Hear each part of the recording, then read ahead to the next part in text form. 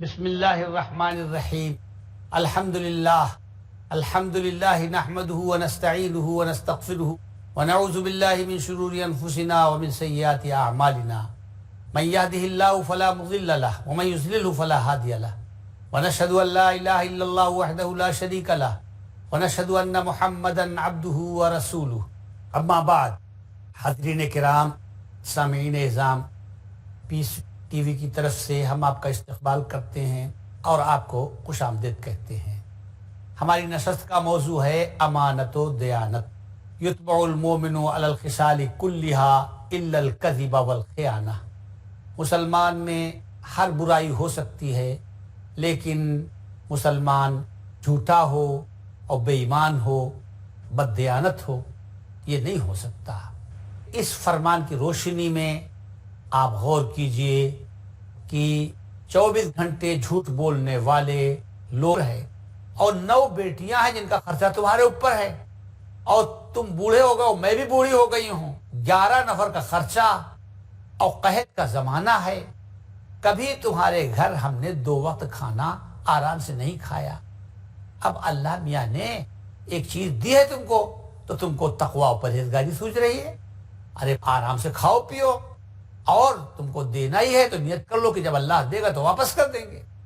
ابن جریر کہتے ہیں کہ جب اس نے یہ مشورہ دیا تو اس کی رگ پھڑک اٹھی اور اس نے کہا، ارے اللہ کے دشمن، جس گھر کے اندر 80 سال سے خیانت نہیں ہوئی، اس گھر میں تو خیانت کروانا چاہتی ہے؟ نہیں، ہم تو اس کو اس کی امانت دے دیں. بس یہی ہم کو سننا تھا. ہم الٹے پاؤں واپس آ گئے کہ کوئی ہم کو سمجھ نہ پائے. بہرحال اب دوسرا دن ہوا. غور فرمائیے، آپ حضرات سنیے. 80 سال کی عمر اور قحط کا زمانہ اور 11 نفر کا خرچہ اور ایمانداری کا یہ حال.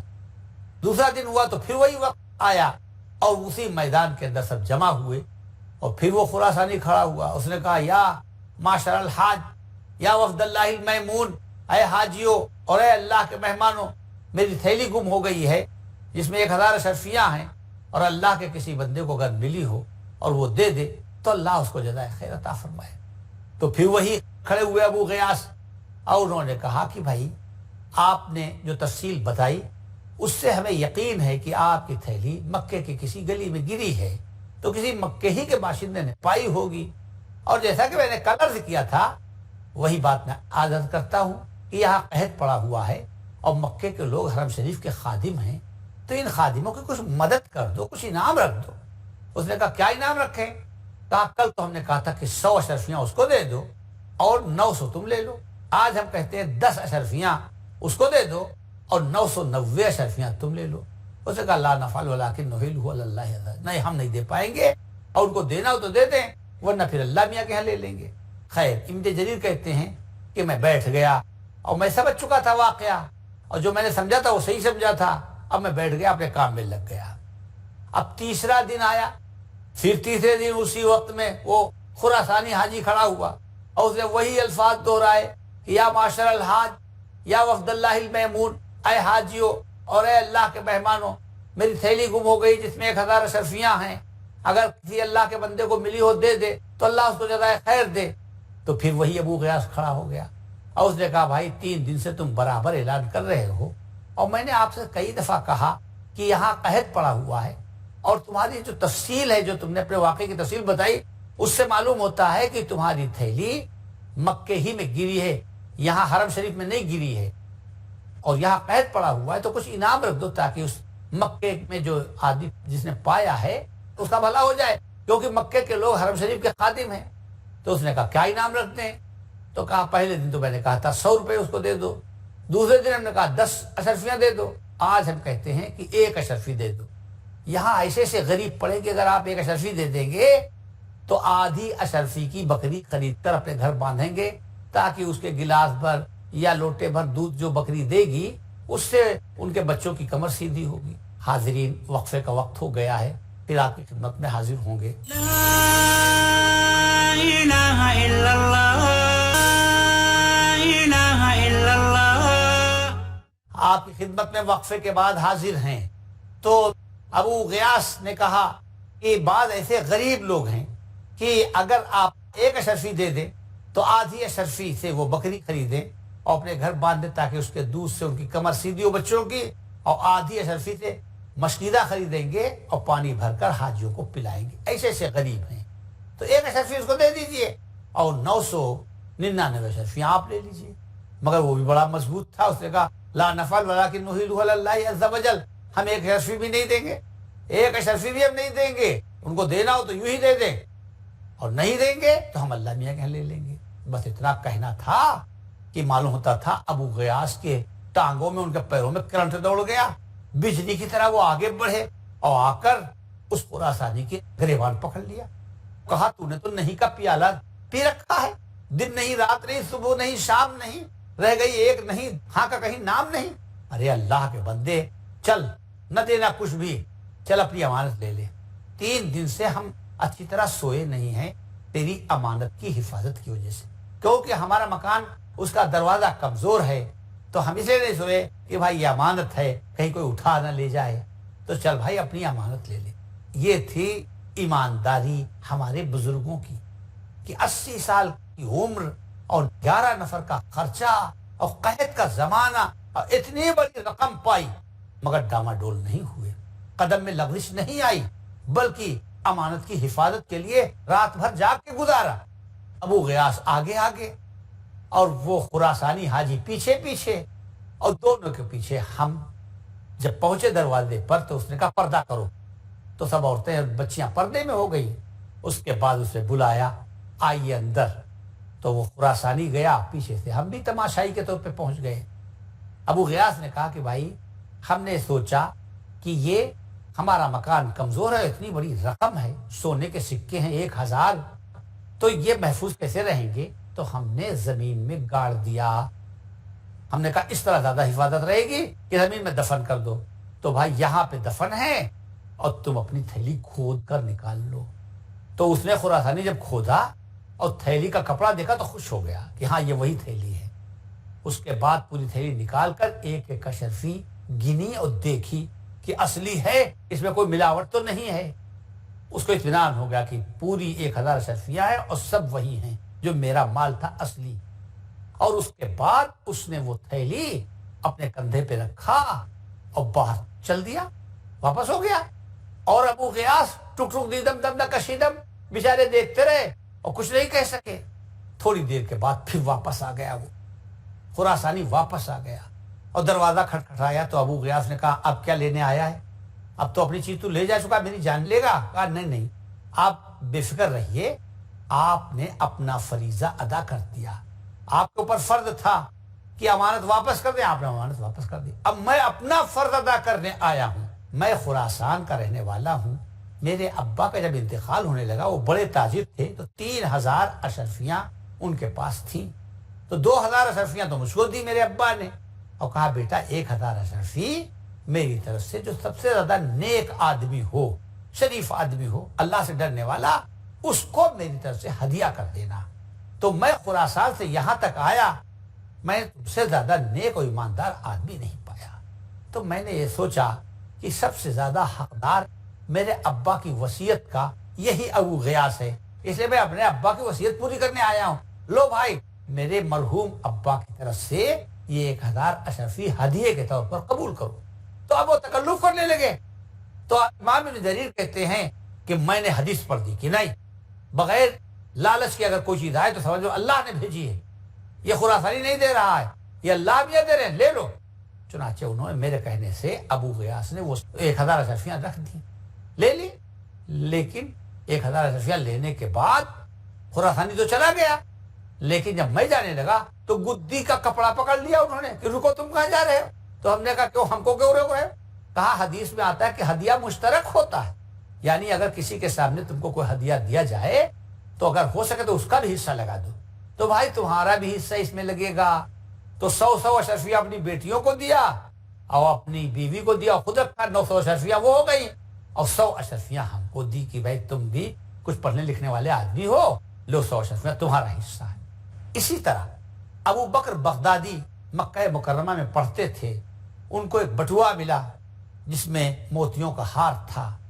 یہ کسی نشست کے اندر یہ واقعہ نامکمل رہ گیا تھا, تو اس نشست میں چونکہ اس کا تعلق بھی امانت و دیانت سے ہے, اس لیے اس نشست میں اس کی بھی تکمیل کی جاتی ہے.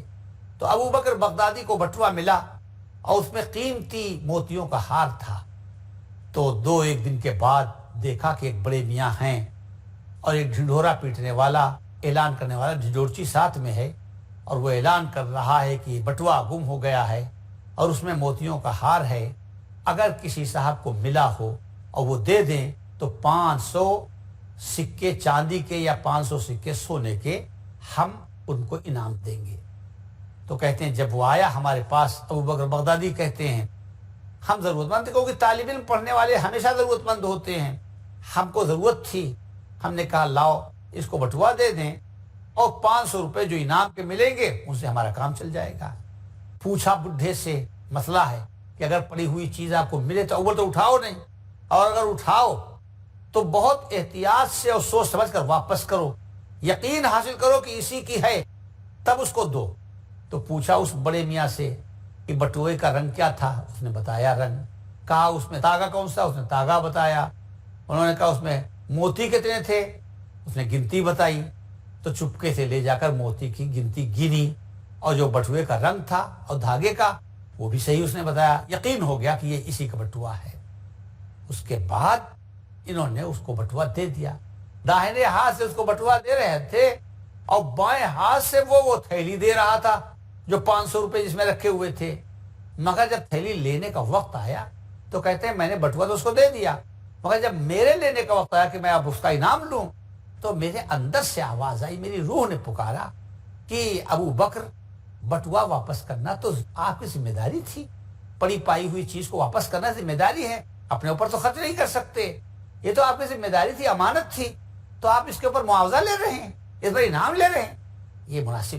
بس جیسے ہی میرے اندر سے یہ خیال پیدا ہوا تو میں نے وہ 500 روپے انکار کر دیا. میں نے, وہ بڈھا بہت پیچھے پڑا لیکن ہم نے اس کی بات نہیں سنی اور ہم نے کہا نہیں یہ اللہ کے واسطے میں تم کو دے رہا ہوں, بات ختم ہو گئی. لیکن یہ ایمانداری, یہ امانت کیا ضائع ہو گئی؟ کیا اللہ کے یہاں اس نیکی کو بھلا دیا گیا؟ نہیں, اللہ تعالیٰ بھولنے والا نہیں ہے. اب سنو انہی کی زبان سے. ابو بکر بغدادی کہتے ہیں میں تو مکے میں پڑھ رہا تھا, پھر مصر میں مجھے پڑھنے کے لیے جانا تھا, تو میں نے دریائی سفر کیا. مکے سے مصر جانے کے دونوں راستے ہیں, دریائی راستہ بھی ہے اور خشکی کا راستہ بھی ہے. تو میں نے دریائی راستہ اختیار کیا, کشتی سے جا رہا تھا, مگر کشتی نے ساتھ نہیں دیا, بیکار ہو گئی کشتی. تو راستے میں ایک جزیرہ آیا, ٹاپو, سمندر کے بیچ میں کہیں کہیں ٹاپو ہوتا ہے. تو اسی ٹاپو میں کود گیا کشتی چھوڑ کر کے. تو اس ٹاپو میں نے دیکھا کہ کافی لمبا چوڑا ایریا ہے, کہیں باغ لگا ہوا ہے, کہیں مسجد بنی ہوئی ہے. تو کہنے میری طبیعت خوش ہو گئی کہ چلو ہیں تو اجنبی جگہ پر لیکن مسجد ہے, مسجد میں چلے جائیں, اللہ کا نام لیں. چنانچہ مسجد میں جب گئے تو وہاں جب اذان دی تو ان کی اچھی آواز اتنی پسند آئی اس گاؤں والوں کو کہ انہوں نے کہا کہ بھائی امامت بھی آپ ہی کریں گے, اتنی اچھی آواز کا قاری کہاں ہم کو ملے گا. اور جب قرآن کریم پڑھتے ہوئے دیکھا تو کہا ہمارے بچوں کو پڑھا بھی دیجئے. اب صاحب اس گاؤں کے یہ امام بھی بن گئے, اس گاؤں کے معلم بھی بن گئے. اب پورے گاؤں کے اندر یہی ایک اعلیٰ درجے کے پڑھے لکھے تھے, وہ لوگوں نے خوب تحفے دیے, خوب نذرانے دیے. سال 2 سال کے اندر کافی خوشحال ہو گئے. اب انہوں نے جانے کا ارادہ کیا تو لوگوں نے سوچا کہ ان کو یہی روکا جائے. تو جو سب سے بزرگ تھے اس گاؤں کے ذمہ دار وہ آئے, انہوں نے کہا کہ ہمارے گاؤں کے اندر ایک یتیم بچی ہے, بڑی حسین و جمیل اور بڑی ہونہار, آپ کے علاوہ اور کوئی اس کے لائق نہیں ہے, اس کے جوڑ کر نہیں ہے. تو ہماری درخواست ہے کہ آپ اس سے نکاح کر لیجئے. گاؤں والوں نے سوچا ہوگا کہ نکاح کر لیں گے تو یہیں رہ جائیں گے, لہذا انہوں نے تو کہا نہیں بھائی میں تو پڑھنے جا رہا ہوں, یہ راستے میں شادی بیاہ کرنے تھوڑے میں آیا ہوں، میری نیت کھوٹی نہ کرو. لیکن انہوں نے کہا کہ نہیں، اب تو آپ کو ماننا ہی پڑے گا. اب پورا گاؤں پیچھے پڑ گیا تو نکاح ہو گیا. نکاح کے بعد وہ لڑکی جب میرے گھر میں آئی اور میں تنہائی میں اس کے پاس گیا تو میں نے دیکھا کہ اس کے گلے کے اندر وہی ہار ہے موتیوں کا، جو ہار میں نے اس بڈھے کو مکے میں بغیر معاوضے کے حوالے کر دیا تھا. تو میں نے کہا یا اللہ یہ کیا ہے؟ یہ میں بیداری میں دیکھ رہا ہوں یا خواب دیکھ رہا ہوں؟ بڑی دیر تک وہ ہار میں دیکھتا رہا، یہاں تک کہ صبح ہو گئی. جب صبح ہوئی تو اس کے خاندان کے لوگ اور عورتیں آئیں اس کی خیریت پوچھنے کے لیے. تو اس نے کہا کہ اپنی خوشی کا اظہار کیا کہ میرا شوہر پڑھا لکھا اور نیک ہے، مگر اس نے تو میری رات بھر مجھ سے بات ہی نہیں کی، میرے گلے میں جو ہار تھا وہی دیکھتا رہا. تو لوگوں نے کہا بھائی تم نے یتیم بچی کا دل توڑ دیا. کہا کیوں؟ کہا تم نے تو اس سے بات ہی نہیں کی اور وہ ہار ہی دیکھتے رہے. کہنے لگے ہار کا قصہ آپ کو نہیں معلوم ہے؟ کہا نہیں. کہا ہار کا قصہ یہ ہے کہ مکہ مکرمہ میں یہ بہار میں نے بٹوے میں پایا تھا اور اس ہار کا جو مالک تھا اس نے مجھ کو انعام دیا، لیکن میں نے انعام نہیں قبول کیا. اب آج وہی ہار میں پھر دیکھ رہا ہوں اس کے گلے میں، تو میں اسی کو دیکھتا رہا کہ یا اللہ یہ کیا ماجرا ہے. ارے تو پورے گاؤں کے آدمی اور عورتیں سب نعرہ تکبیر اللہ اکبر بلند کرنے لگی کہ دیکھو اللہ کی شان کہ اللہ تعالیٰ نے اپنے نیک بندے کی دعا کس طرح قبول کی. کہنے لگے بھائی اب تم ہم سے سنو، یہ ہار اس لڑکی کے باپ کا تھا. جب حج کر کے آیا تو تم سے اتنا متاثر ہوا ہو کہ غریبی کے باوجود تم نے پیسے نہیں لیے تو بہت متاثر ہوا. کہتا رہتا تھا کہ اے اللہ میری لڑکی کے لیے ایسا لڑکا دیجیے جیسا مکے کے اندر تھا. تو اللہ تعالیٰ نے اس کی دعا قبول کر لی اور اس کی لڑکی کو تمہارا ہی جیسا نہیں بلکہ تمہیں کو دے دیا. تو بھائی یہ ہے اللہ تعالیٰ ایمانداری کو ضائع نہیں کرتا. انہوں نے تو 500 روپے ٹھکرا دیے، لیکن اللہ نے اس کے بدلے میں وہی ہار ان کو دے دیا جو 5 لاکھ کا تھا، وہ بلکہ اس سے بھی زیادہ کا تھا. اللہ تعالیٰ عمل کی توفیق عطا فرمائے. وآخر دعوانا الحمدللہ رب العالمین.